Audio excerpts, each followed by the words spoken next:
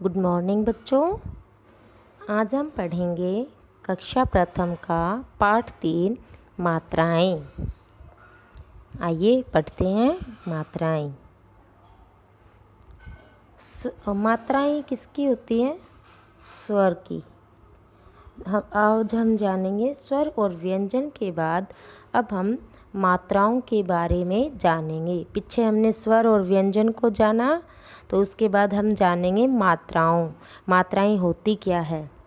स्वर बिना किसी व्यंजन के बोले जा सकते हैं। बताया था ना कि स्वरों को बोलने के लिए किसी की सहायता नहीं चाहिए होती, लेकिन व्यंजनों को बोलने के लिए हमें स्वरों की सहायता लेनी पड़ती है। व्यंजनों को बोलेंगे तो हम स्वरों की सहायता लेंगे। जैसे अ व्यंजन तो सभी स्वरों के साथ ही आता है। अब व्यंजनों को हम मात्राओं के साथ कैसे बोलेंगे? देखिए, ए स्वर की कोई मात्रा नहीं होती, वो तो वैसे ही है, सभी स्वरों के साथ होता है। तो कै के साथ ए का वैसे भी मेल है। आगे देखिए, आ, ये क्या है? आ की मात्रा। सॉरी, ये क्या है? आ की मात्रा। अब क में आ की मात्रा लगेगी तो क्या बनेगा? का। ये क्या है? ई। अब ई में ये ई की मात्रा है, और क में जब ई की मात्रा लगेगी तो क्या बनेगी? की। ये है ई। अब ई में ये ई की मात्रा है और ई की मात्रा क में लगेगी तो बनेगी की। आगे देखिए, ये क्या है? ऊ। ये ऊ की मात्रा और ये क में लगी तो बना कु। ये क्या है? ऊ। ये ऊ की मात्रा, अब ये क में लगी तो बनी कु। ये री की मात्रा क में लगी तो बना क्रे। आगे देखिए, ये ए की मात्रा, अब ये क में लगेगी तो क्या बनेगा? के। ये आई की मात्रा और ये क में लगी तो क्या बना? केई। आगे देखिए, ये ओ की मात्रा क में लगी तो बना को। ये देखिए, औ। ये औ की मात्रा ये क में लगी तो कौ। समझ में आया सबको? ये इनकी मात्रा है, ये स्वर है। और जब ये स्वरों का मात्रा रूप व्यंजनों के साथ लगता है तो ये क्या बने रहे? ये व्यंजनों के साथ मात्रा लगी है और इनका व्यंजनों का बोलने का तरीका चेंज हो जाता है ना। अब क में कोई मात्रा नहीं थी तो क को कई बोलते थे, लेकिन जैसे ही क में आ की मात्रा लगती है तो का, ई की लगी तो की, बड़ी ये ई की लगी तो की, कु की लगी तो कु, ऊ की लगी तो कु, री की लगी तो क्र, ए की लगी तो के, ऐ की लगी तो कई, ओ की लगी तो को, औ की लगी तो कौ। समझ में आया ना? स्वरों का मात्रा रूप, मात्राएं क्या होती है और ये कैसे उपयोग में लाई जाती है।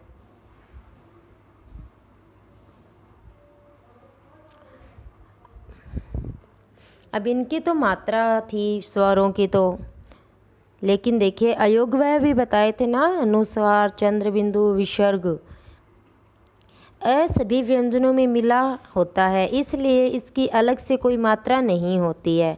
ये पहले भी बताया था आपको। आगे देखिए, अंग को क्या, जब अ के ऊपर ये बिंदु होता है इसको क्या बोलते हैं? अनुस्वार। तो ये लगा तो क।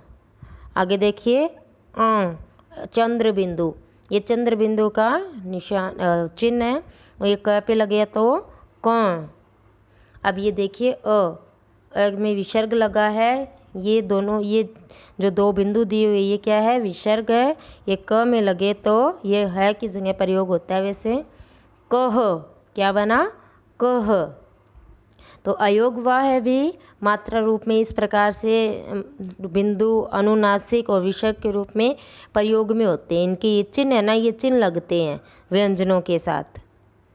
और स्वरों की तो मात्रा बताई है आपको। स्वरों का प्रयोग दो प्रकार से होता है, एक तो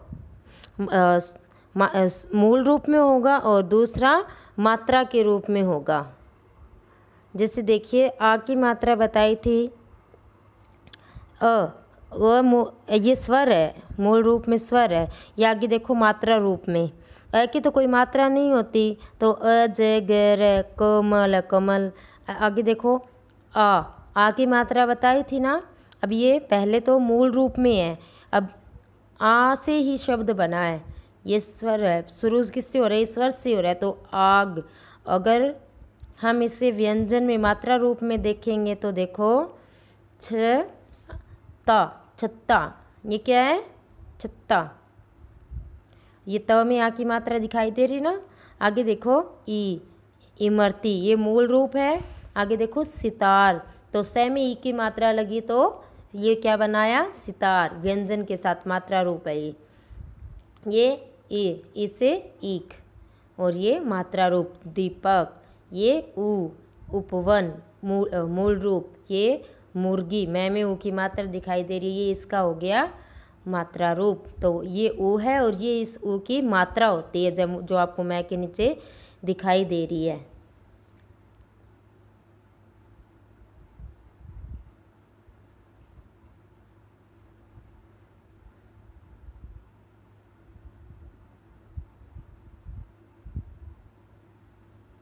आगे देखो ऊन, फ में ऊ की मात्रा लगी फूल, ये क्या है?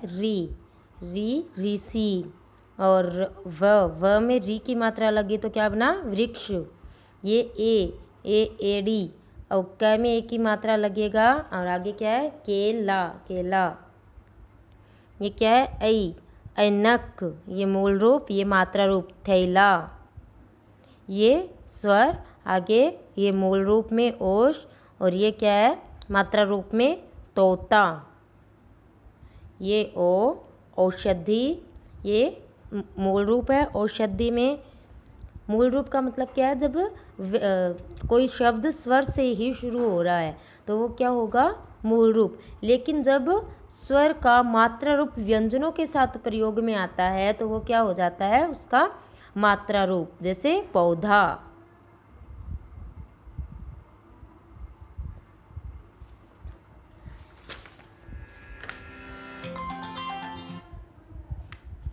आज हम इतना ही पढ़ेंगे, आगे का बाद में देखेंगे, ठीक है।